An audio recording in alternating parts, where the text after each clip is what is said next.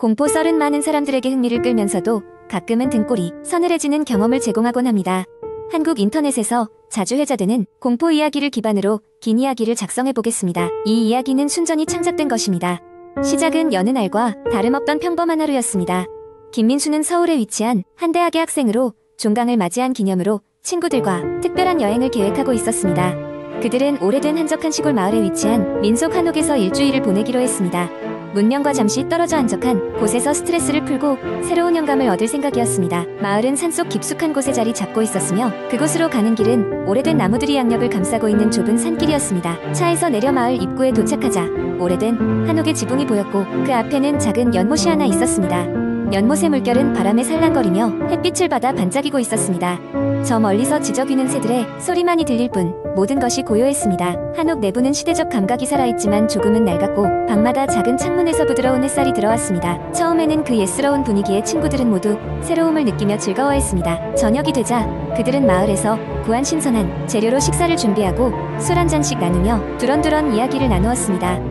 첫날 밤은 아무런 일도 없이 지나갔습니다. 하지만 둘째 날 밤부터 이상한 일이 일어나기 시작했습니다. 그날 저녁 민수는 한옥의 복도를 지나다 불현듯 이상한 소리를 들었습니다.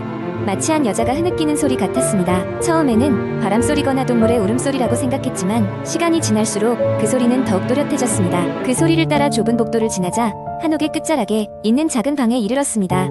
그 방은 처음 도착했을 때 닫혀 있었고 아무도 그 방에 대해 언급한 적이 없었습니다. 문 손잡이를 잡았을 때 싸늘한 기운이 온몸에 퍼졌습니다. 조심스럽게 문을 열었고 그곳은 오래된 폐가처럼 먼지가 가득했습니다. 방 한 구석에는 낡은 사진 하나가 세워져 있었고 그 사진 속에는 오래전 한복을 입은 소녀가 서 있었습니다. 사진을 본 순간 민수는 알 수 없는 공포에 휩싸였습니다. 사진 속 소녀의 눈이 자신을 응시하고 있는 것 같았기 때문입니다. 그날 밤 친구들은 모두 악몽에 시달렸습니다. 꿈속에서 그들은 자신이 알지 못하는 한복 차림의 소녀가 나타나 자신들을 한 방에 가두는 꿈을 꾸었습니다. 아침에 일어나 서로의 꿈을 이야기하던 중 모두가 동일한 소녀를 봤다는 사실을 알고 놀라지 않을 수 없었습니다. 셋째 날 밤 친구들은 그 방에 다시 들어가기로 결심했습니다. 방을 조사하던 중 민수는 벽 한쪽에 길게 난 틈을 발견했고 그것을 열자 또 다른 작은 공간이 드러났습니다. 그곳은 오래된 일기장이 하나 있었고 그 안에는 그 소녀의 이야기가 적혀 있었습니다. 소녀는 홀로 이곳에 남겨졌고 누군가가 자신을 찾아줄 날만을 기다리다 결국 세상을 떠났다는 내용이었습니다. 친구들은 그 이야기에 마음이 무거워졌고 그녀를 위해 작은 제사를 지내주기로 했습니다.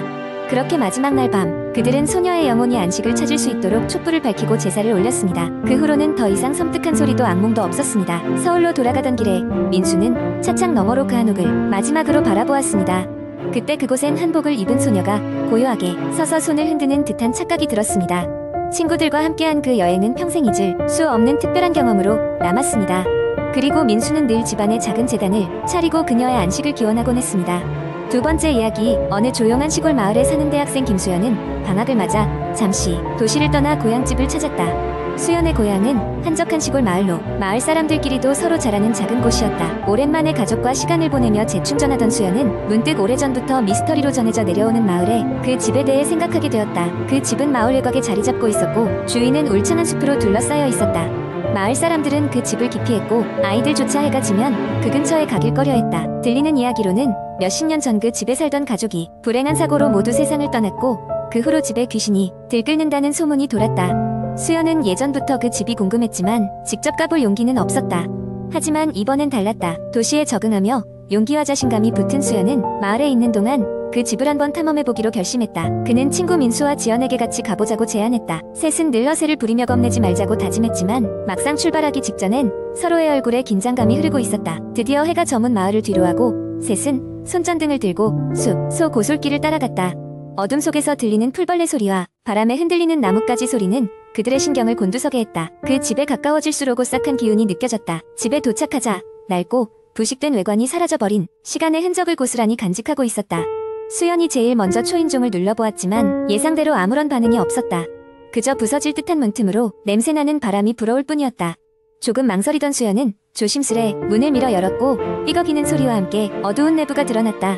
집 안으로 들어서자 마치 세월이 멈춘 듯 먼지가 가득한 가구들과 정지된 생활의 흔적들이 그들을 맞이했다. 세 사람이 마치 유령이 된 것처럼 조심스럽게 발을 옮기며 주변을 살폈다. 벽에는 희미하게 바른 가족 사진과 오래된 벽지가 그들의 시선을 끌었다. 갑자기 민수가 "저기 2층 계단 보이지?" 라고 조심스레 물었다. 계단은 마치 수많은 발자국을 오래 받아온 듯 움푹 패여 있었고 위층으로 이어지는 어두운 통로는 섬뜩한 느낌을 주었다. 셋은 서로 눈빛을 마주치며 잠시 고민했지만 결국 용기를 내어 계단을 오르기 시작했다. 2층에는 몇 개의 방이 늘어서 있었고 각 방의 문은 살짝 열려 있었다. 그중 하나의 방에서는 이상한 기운이 느껴졌고 그들은 그 방에 들어가 보기로 했다. 문을 밀고 들어서자 방 한가운데에는 오래된 피아노가 놓여 있었다. 흥미와 호기심에 지연이 피아노를 만져보려 손을 내밀었을 때 아니다 다를까 갑자기 피아노 건반이 혼자서 소리를 내기 시작했다. 깜짝 놀란 세 사람은 뒤로 물러섰지만 곧장 다른 이상현상이 나타났다. 방 안의 온도가 갑자기 떨어지더니 누군가의 기척이 느껴졌다. 분명 그 외엔 아무도 없었지만 그들은 공기의 흐름이 달라짐을 확연히 느낄 수 있었다. 갑자기 문이 쾅 닫히며 방이 더욱 어두워졌다. 세 사람은 비명을 지르며 어떻게든 문을 열려고 했지만 문은 꿈쩍도 하지 않았다. 그때 느닷없이 누군가의 목소리가 조용히 그러나 분명하게 속삭였다. "왜 왔니? 이곳은 우리의 집인데." 수연을 비롯한 셋은 재빨리 뒤를 돌아보았지만 그곳엔 아무것도 없었다. 그들은 간신히 서로의 손을 잡으며 공포에 질려 문 앞에서 기둥처럼 굳어 있었다. 그러나 그때 또 다른 목소리가 다시 들려왔다. "돌아가, 우리를 놔둬." 어쩔 줄 모르는 상황에 놓인 그들 앞에서 문은 느릿하게 열리기 시작했다. 그들은 이곳에서 빨리 벗어나야 한다는 생각밖엔 들지 않았다. 세 사람은 혼비백산하여 문 밖을 향해 달려나갔고 계단을 쏜살같이 내려와 숲길을 따라 마을로 돌아왔다. 마을로 돌아온 뒤로도 그들의 머릿속에서는 그 집에서의 기이한 경험이 맴돌았다. 몇 날 며칠을 그들은 악몽에 시달렸고 자신들이 들은 목소리의 의미를 고민하지 않을 수 없었다. 그날 이후 그 집은 결코 다시 가보지 않았다. 몇 년이 지난 후 수연은 우연히 마을의 오래된 기록을 뒤적이다 그 집의 과거를 알게 되었다. 그 집에는 살던 가족이 불행한 사고로 세상을 떠난 것이 아니었다. 그들은 새로운 희망을 찾아 다른 곳으로 이사했지만 그 집에서 새로운 시작을 준비하던 사람들은 갑작스런 화재로 세상을 떠났고 그로 인해 집은 그들의 억울한 영혼이 떠도는 곳이 된 것이었다. 그들의 이야기에 안타까움을 느낀 수연은 적어도 자신의 경험을 기록함으로써 그들에 대한 사람들의 기억을 되살리고 싶었다. 이야기는 인터넷에 그리고 마을에 다시 퍼지게 되었다. 민수와 지연도 이 경험을 각자의 방식으로 받아들였고 마을은 그 후로도 그 집을 조심스럽게 존중하게 되었다. 세 사람은 그날의 경험을 결코 잊지 못할 것이다. 때로는 잊힌 것들이 갖는 의미는 다시 기억됨으로써 비로소 그 가치를 찾게 되는지도 모를 일이다. 세 번째 이야기. 어느 철학자에게 삶이란 고양이를 끊임없이 관찰하는 것이라는 말이 있었다. 이는 필자가 자칭 타칭 고양이 집사인 나에게 매우 와닿는 말이었다. 그러나 그때까진 몰랐다. 이 고양이가 내게 얼마나 큰 공포의 존재가 될지 말이다. 이야기는 몇 년 전 내가 서울 외곽의 한적한 주택가로 이사오면서 시작된다. 혼자 살기에 적당한 아담한 집이었고 무엇보다 마당이 딸려 있어서 고양이와 함께 지내기에 안성맞춤이라 생각했다. 그날도 평소처럼 일과를 마치고 돌아와 집 앞에 도착했는데 예전에 보지 못했던 검은 고양이 한 마리가 마당에서 나를 바라보고 있었다. 임시로 오스카라는 이름을 붙여준 그 고양이는 마치 자기 집이라는 듯 자연스럽게 마당을 배회했다. 처음에는 그냥 동네 길고양이려니 생각하며 별 신경을 쓰지 않았지만 그날 밤 이상한 일이 일어났다. 자정이 다 되어갈 무렵 한참을 읽던 책을 덮으려고 할 때였다. 창문 너머로 인기척이 느껴졌다. 나가보니 그 고양이 오스카가 마당 한복판에 앉아 집을 뚫어지게 바라보고 있었다. 이상하게도 그날 밤 오스카는 온 밤을 그렇게 앉아 있었다. 아무 소리도 움직임도 없이 그냥 집을 향해 눈을 깜빡이지 않고 응시하며 말이다. 며칠간 이 현상은 반복되었다. 마치 일정한 패턴을 쫓는 듯 낮에는 잠깐씩 존재를 드러내고 밤에는 언제나 마당 한복판에 앉아 있었다. 이상함을 느낀 나는 주변 이웃에게 이 고양이에 대한 이야기를 꺼내보았다. 돌아오는 대답은 놀라웠다.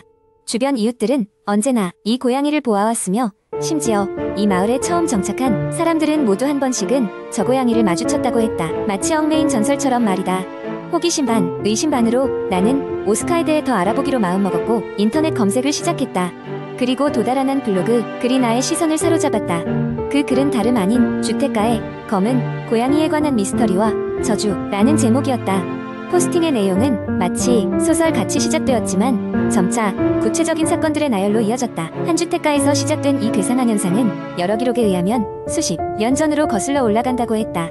항상 일정한 주기로 나타나는 검은 고양이는 그 주택에 사는 사람에게 잠깐의 불운을 가져다 준다고 여겨졌다. 가끔은 그저 가벼운 불쾌함이나 잃어버린 물건으로 그쳤고, 심한 경우에는 건강이 악화되거나 재산상의 손실로 이어진다는 이야기도 꽤 많았다. 어떤 이들은 이 고양이를 쫓아내려 했지만 매번 실패했다는 기록이 남아있었다. 그리고 그중 떼어낼 수 없는 사건이 있었으니 오랫동안 비어있던 집에 처음 입주한 어느 남자의 이야기였다. 그는 고양이를 쫓아내려다 결국 그 집을 떠나게 되었고, 그와 동시에 그 고양이도 함께 사라졌다고 했다. 현실에서는 일어나기 어려운 이야기였기에 별달리 신경 쓰지는 않았으나 그 블로그 글을 본 후로 머릿속에서는 떠나지 않았다. 그러던 어느 날 나는 큰 사고를 당할 뻔했다. 회사에서 집으로 돌아가는 길, 횡단보도를 건너던 중 갑작스럽게 차가 돌진해왔다. 순간적으로 몸을 피하긴 했지만 아찔한 순간이었다. 그때 오스카가 생각났다. 혹시 이 고양이가 정말 무언가 불운을 내고 하는 것은 아닐까 하고 말이다. 이후로 오스카는 더 이상 마당에서 보이지 않게 되었다. 그날 이후로 어떤 특별한 일도 일어나지 않았고 일상은 다시 평온해졌다. 어쩌면 내가 그들의 경고를 받아들였다고 생각했을지도 모른다. 시간이 지나 다시 일상으로 돌아왔을 때쯤 이웃의 집에 새로운 인물이 이사왔다. 어느 날 그의 차를 마주하게 되었고, 차 천장 위로 검은 고양이가 조용히 앉아있는 모습을 보게 되었다. 나와 눈이 딱 마주친 그 순간 나는 섬뜩한 기시감에 다시 한번 몸서리를 쳤다. 고양이는 다시 새로운 집을 찾은 것일까? 아니면 저주가 계속되는 것일까? 알 수 없는 일이었다. 그러나 한 가지, 그 어떤 미스터리한 사실에도 평범한 일상의 소중함을 느낀 나는 매일을 감사하며 지내고 있다. 그리고 오스카, 그 고양이에 대한 경계는 안타깝게도 아직 놓을 수 없는 부분으로 남아있다. 언제 또 나타날지 모르는 그 불운의 전조를 대비하며 말이다.